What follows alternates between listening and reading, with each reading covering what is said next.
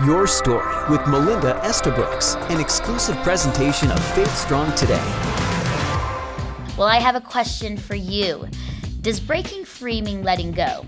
And sometimes one question shifts your entire life, which my guest here in this show had to experience and figure out because she was confronted by a question she just couldn't shake from her soul. And the question was, can one person change and make a difference if everything around her stays the same? And so my guest was locked in a painful cycle of hurt. She felt trapped by pain, negative emotions, and lies. Breaking free sounded hopeful, but was it even possible? And I know you listeners and watchers totally get that, because I get that. Because sometimes, even in my life, I have been trapped in a cycle of hurt and pain. I've acted out. I've done crazy things. I've shared that with you over the past year. And so I'm so grateful and thankful that my guest here, Kim Gowdy, is here to share about hurts, her story, relationships, and how she has broken free from that cycle of hurt. So Kim, welcome to the show. Hi, Melinda. Thank you so much. It's just wonderful to be here. Awesome. Okay, so let's start with you. Let's hear about your story and walk us through, because obviously a cycle of hurt means it didn't hurt for you. It hasn't just happened like once and then, but obviously it's happened over and over, time and time again in your life. So let's start from the beginning. Okay. From birth, Yes. And then kind of let's just sort of like wander through in our conversation about you, and then what I really want to learn from you is just how do we break from the cycle of hurt and are able to then live a life of essentially freedom, right? Which I know that's your heartbeat, Yes, right? So it let's is. start about a little bit about you and sort of background about you. Okay. Well, I grew up going to church, and I heard the gospel, and I had a relationship with God from a very young age. And then when I left university, I moved to Toronto, and I looked for a job, and I got a job as an investment associate. So I was, when I look back on the outside, I had this great career. I had a six-figure income and a great social life. Yeah. But then on the inside, I just had this mountain of hurts and unresolved pain and wounds that I didn't even know that it was there. But when I look back, that's what I had. And so I reached a point where I had just had a failed relationship. So in my 20s, I had 3 long-term relationships, and they In your 20s? In my 20s. So when you made long term by like 2-3 years. 2-3 years each, so you had one and then another one and then another one. Mm-hmm. Wow. Okay. And so this one time, I say this a defining moment in my life. So this one time where I literally, it was 17 years ago, and it was around this time of year, and I literally was outside my apartment building, looking up in the night sky, and I cried out to God, and I just said, God, I'm done. I'm done with this. I can't do this anymore. And do what? Like just the relationships. Do the relationships. So, okay. so this was like a third relationship that had failed. Literally, he drove away, and I'm outside my apartment building, and I'm looking up at the night sky. And are the relationships, did the guys break up with you, or did you break up with them? It was both. Okay. And so it was both. And in this particular case, it was, when I look back, it was a good thing that it did break up. That being said, it's still hurtful, right? Yeah, and absolutely. it's like, do I have to go through this all over again? Mm-hmm. I was in my early 30s, and I really wanted to be married. I had this, like many women that I know, and men, yeah. I had a plan that I'd be married by the time I was 26, and, that was my plan, which obviously I had surpassed that. So it was overwhelming. And so when you say a plan, it means that, so here you are, you're in your 20s, you have these 3 different long-term relationships. Any one of them, did you want to marry them? Were you trying to force it to marry these guys so that your plan of life would happen, or what's the thinking with that? I think that for me, I didn't. It may have been that I wasn't I would have liked to have married them. They weren't the right guys. Yeah, sure. So, if Yeah. that makes sense. Yeah, absolutely. And so, pardon me. So when I cried out to God, I just, it's funny because I said to him, and I'm outside my apartment building saying this out loud. So I'm saying, you know what's going on. You know the plan. You know if there's someone out there for me.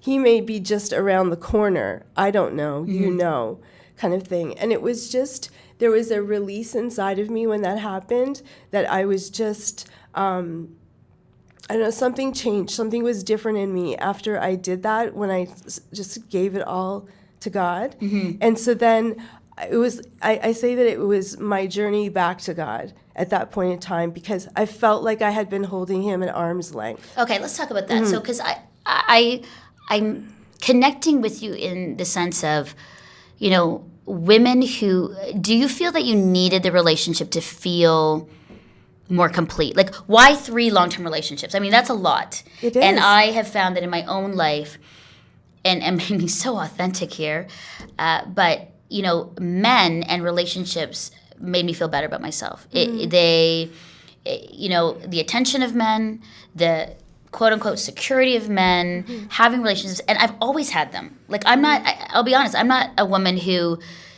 can never get a guy. It was always very easy for me to have a guy. And it was always scary for me to be alone.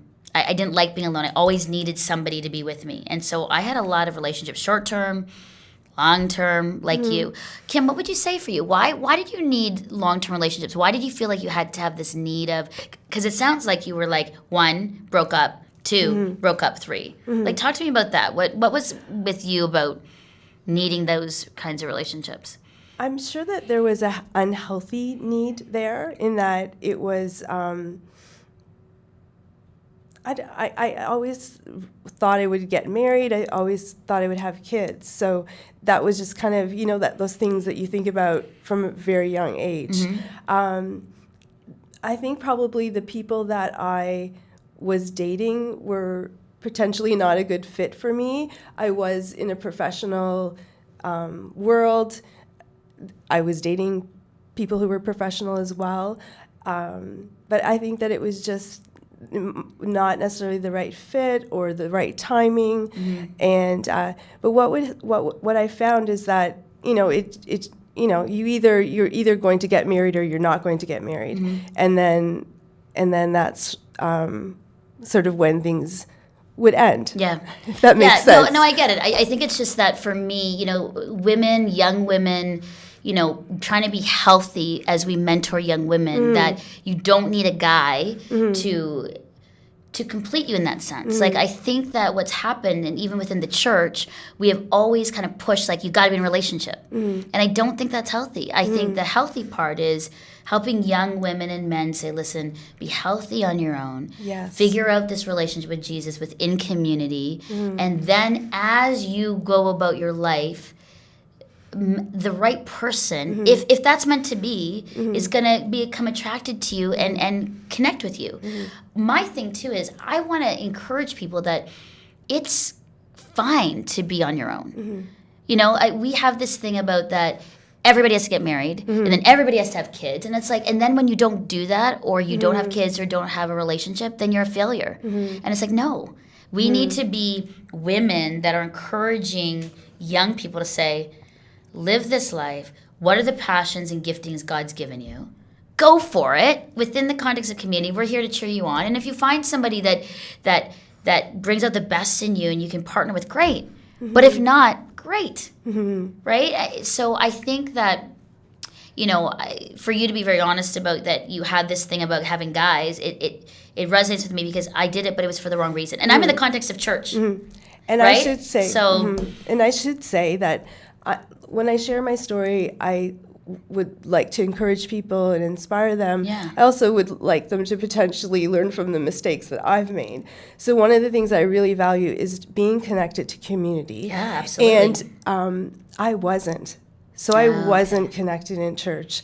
I wasn't connected into a faith community in my 20s, here and there, but not consistent. So I could have, would have benefited me a great deal, having that accountability and mentorship in that place. Yeah. So I really would encourage people to be connected so that they do have that. Because I completely agree with you. Yeah, I think that's important. I think that as we look at, as women who are now older, more mature, I think that my voice, I really want to be a voice of that, to say it's so important that when you get into a relationship that you don't isolate yourself as just the two.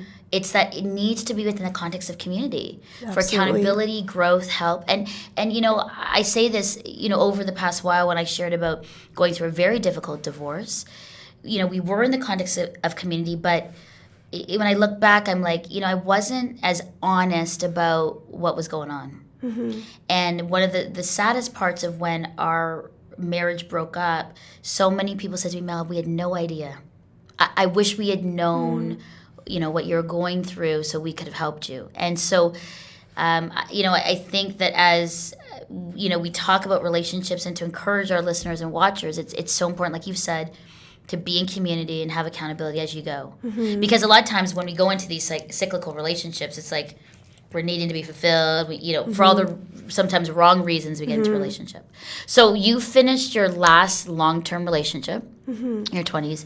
You go outside of your apartment and you're like, okay, God, something's got to change. And what happens? So as it turned out, the guy lived right around the corner. What, the last breakup? After the last breakup. Okay. So when I said, God, you know, he could be right around the corner. As it turned out, it was someone that lived right around the corner. And my sweet husband, I call him. And we got married 2 years later. Wow. Okay. So it was someone who I knew and as an acquaintance, and it was. So you got married. Got married. Oh, and that's an amazing, because a lot of people are like, wow, that's really quick, you get married. And so now you're married, but you've got all these past relationships and hurt. How is that impacting, and how did that impact your marriage? Because when you don't deal with broken relationships through your life, it's going to catch up to you. So talk to me a bit about that. So I think when we started out, when we were first married, you're married and you have things that you're doing. You're planning the marriage. Then you're getting married. You're finding a place that you live. You may be buying a house, doing all those things. So those things kind of keep you busy, right? And then for us, we really wanted to have children, and so thankfully we had 2 kids and 2 children, and so then that kind of keeps you busy. But there's something happened right after our second child was born where I was just like I was tired, and it had turned out that I found out that I had mono just about 6 months after my son was born, so I was very tired. But then I was just also really overwhelmed. There were these negative emotions that were coming to the surface that weren't coming to the surface before. Like what negative emotions? So just feelings of anger and sort of anger would have probably been the most. And so just based on my personality and who I am, it wasn't consistent, right? So just these feelings of anger and bitterness and resentment were just coming to the surface. And I think in the past, they may have been there, and I just kind of stuffed them down. Stuffed them down. Yeah, Okay. just stuffed them down. Okay. But I was at the point where I say that my love tank was on empty, and I didn't know. And I really couldn't give what I didn't have, so I was just done, right? I had my coping mechanisms of being a people pleaser and performance-based living. I was maxed out. And it was like they just started to fail me. And so I was praying to God, and I was saying, can you please give me some parenting wisdom? That's what I thought. Yeah. That's what I thought. Yeah. So I found myself at this parenting workshop conference, went with a friend, and so there was a list of workshops that you could take, and there was one that I saw that was there. I was hesitant to go to it. It was called Breaking the Cycle of Hurt. And so I went to the workshop, And I was with my friend, and she was excited to be there, and I was sitting there going, oh my goodness, do I really want to be here? And so the woman who was, she's a psychologist who was sharing about the topic, her approach was very gentle and calming, and I just felt like drawn into her conversation and what she was sharing on this topic. And it was talking about our families of origin and how we can't live with them and we can't live without them, was the topic. And she went into talking about relationship styles and behavioral styles and how we behave in relationships, which was important for me to know.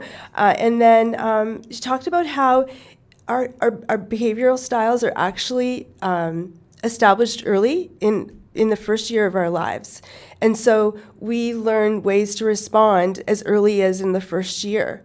And so I thought about that, and I thought about my first year of my life, and then it just... And what was that? What was the first year of your life? So my parents met at a Bible school, and I was conceived outside of marriage. And so they got married shortly after I was born. And then for the first 2 years, I wasn't with my parents very much. So I was with caregivers, with my mom whenever she could be with me. She was going to school, and then my dad was building a house, and then we moved into our house. Okay. So that was the first couple of years of my life. And so it's the whole idea of attachment and being able to connect with your parents. And so I didn't really have that. So that would have... That's amazing, Kim. So you're saying that, so the first time, like first years of your life are really important as far as attachment to parents.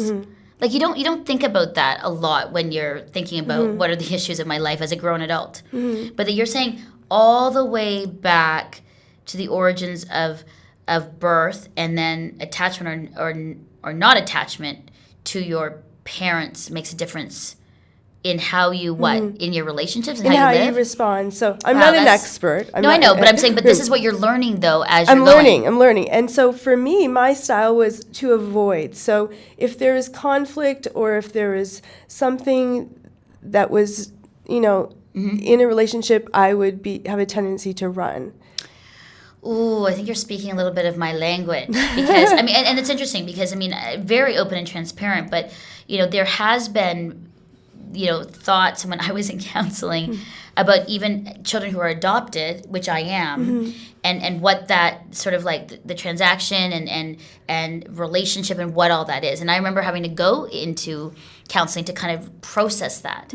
As much as my life has been amazing, and it's such a gift from God to be adopted by a Canadian family, I had to actually process through about what that was as far as being given up for adoption, what that looked like as far as my parents taking me as a young child, and what that looked like.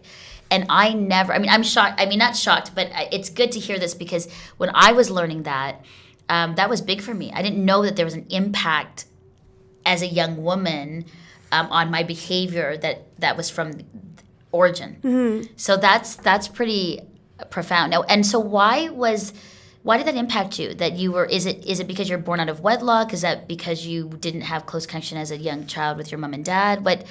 What are you meaning by that, saying that impacted you later on in life? One of the ways it impacted me was that my parents sort of didn't share the timeline details with me when I was young. I think they did that to protect me. But I did find out when I was a young girl, and for some reason, the idea of me not being planned, and just the idea that my parents wouldn't have gotten married if it wasn't for me. So I carried that weight. Oh, that's heavy. And so I carried that weight, and just the shame and the guilt, it just attached itself to me. And then just growing up in my home, just the home environment that I grew up in, I found that I became... People-pleasing was really my tendency from a very young age, and really the glue that kept my family together, sort of thing. That was kind of the role that I took in my family. Yeah. firstborn. Yes. So that was the role that I took.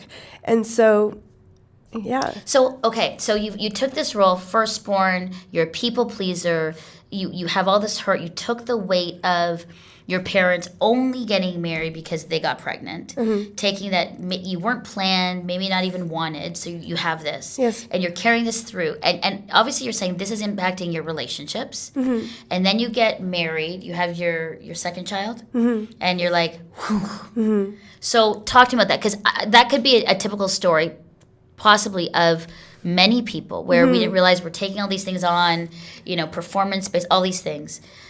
Where does it change for you, Kim, when you're like, okay, I am kind of exhausted. There seems to be cycles. It's coming to the surface that my past is impacting my present and potentially my future. Where did you kind of make the change to say, okay, I got to change this. I know. I can't keep in this cycle of hurt. This is exhausting and potentially harmful for my present family and my kids. What was sort of like the change for you to say, okay, enough is enough. I gotta face this head on and make some change in my life? Well, it was at this workshop. It was a 1-hour workshop, and it impacted me so much and changed the direction of my life.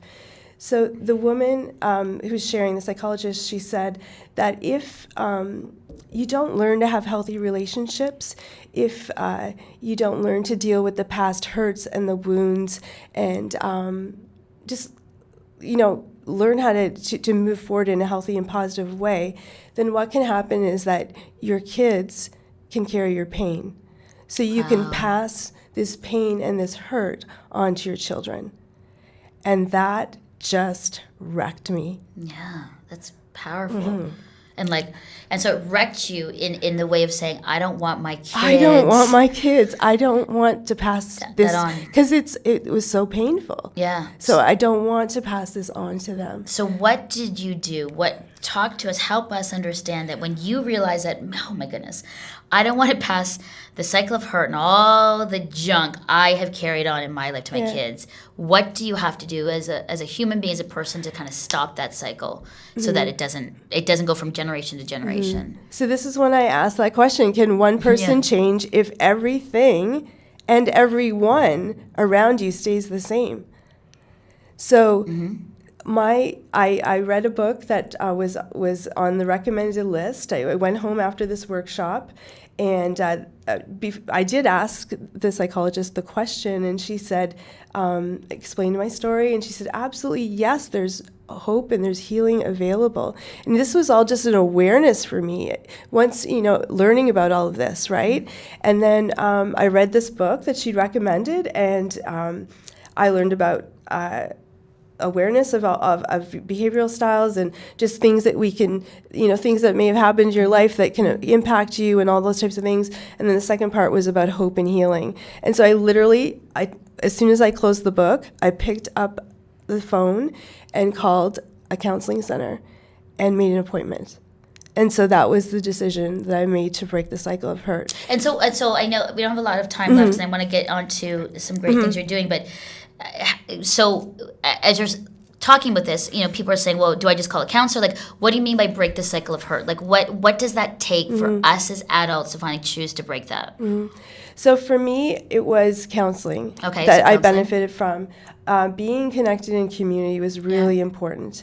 I like to journal, so and that really, my journaling started around that time, and I still do that. So I found journaling was really helpful for me in processing all of these emotions that were coming up, and started giving them to God and just saying, this is how I'm feeling, just like I did and cried out in the night sky, just saying, this is how I'm feeling, can you speak to me through this, so that, speak encouragement over me and that type of thing.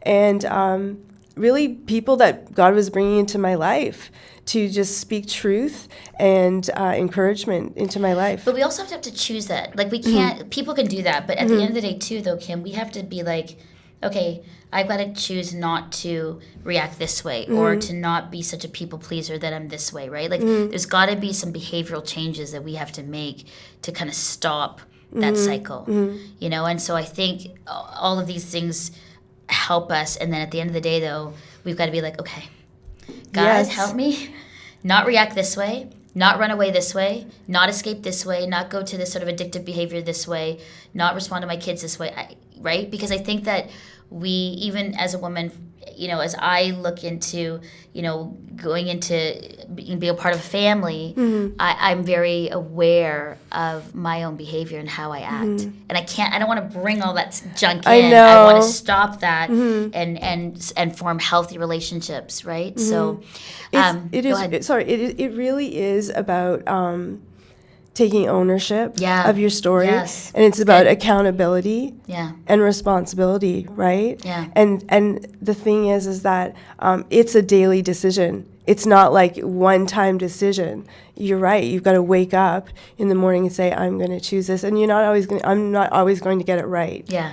You know? And what's great is, Kim, you've written a book. It's called Freedom Fighters and Truth Tellers. And you actually talk and share about your story, about the cycle of hurt, and about breaking free from the hurts inside so you can change the world around you. Amazing. It's a pretty, what I love about your story is that you could have continued down this path of hurt, and yet you're like, okay, I got to stop, recognize the cycle, and then what I love is that then you wrote a book about it, right? You were like, okay, I'm going to write a book now, and inside it, it's great is that it gives people places to write and think through and thoughtfully respond to some of the things that you say. It's phenomenal. I love that you've now taken this and made it in a book to help other people to get out of the cycle of hurt. One of the things too that you're involved in is really what I love is like a sisterhood, a network of women, and you're involved in She Speaks, which I think is tremendous. Talk to me a little bit about that for a few minutes. And I'm so excited because you've got conferences, you on the website shespeaks.ca, there's stories about women, and I love that because I'm a storyteller. And I also spoke at She Speaks, which was a phenomenal experience. Just talk to me a little bit about that and why you're involved in it. Okay. Well, I think that really it's about the power of story. And at She Speaks, we say every woman has a story that another woman needs to hear. And so really the idea that our stories matter, your story matters, and encouraging women to share. And when women share their stories, then it encourages and helps other women. Absolutely. They find themselves in your story, right? And so it's inviting women to speak on stage and share their story. And it's not just about, it's also encouraging women to meet women for coffee, have a coffee with someone, share their story, share your story with someone at work. So it's not just about being on stage and sharing your story. What's the hope for this? Like the whole She Speaks kind of idea and movement, you know, and when I'm online, I always see like hashtag sisterhood. Yes. Why is that needed? Why do we need to create sort of the sisterhood, and what is She Speaks doing to kind of create that sort of momentum and conversation? It's building a culture of collaboration and community and celebrating women and just providing women with a platform so that they can share their story. Yeah. And it's encouraging to be a part of the team and to just see the passion of people working on it and the excitement for women who are sharing their story online. Women are sharing their stories. You can go read about them. So everything on shespeaks.ca, you can find out the latest conferences that are happening, which you can go to, which, again, when I spoke, it was so much fun. I saw you. Yes, I saw you too there too. You can also read stories of women online at shespeaks.ca. So there's a lot of information on your site about women. And what I love is that you're a part of it. I think, Kim, for you to have the courage to share about your cycle of hurt, to share your story even with this great book, to be a part of a team that shares stories of sisters, phenomenal. And I think that you're such an inspiration that says, you know, you could be stuck here and you could take the weight of all the shame about not being wanted and your broken relationships, and you could sort of like be a victim, but you've risen up and said, no, I'm going to stop it and and change the trajectory of my life and my story with my own family. So thank you for being here, Kim. Kim Gowdy, where can we get more information about you? KimGowdy.com. KimGowdy.com, GOWDY.com. Thank you for being with me here in the studio. Really appreciate your life and your story as well. Thanks. Your Story with Melinda Estabrooks. Listen for new episodes every Monday and subscribe to the podcast at faithstrongtoday.com.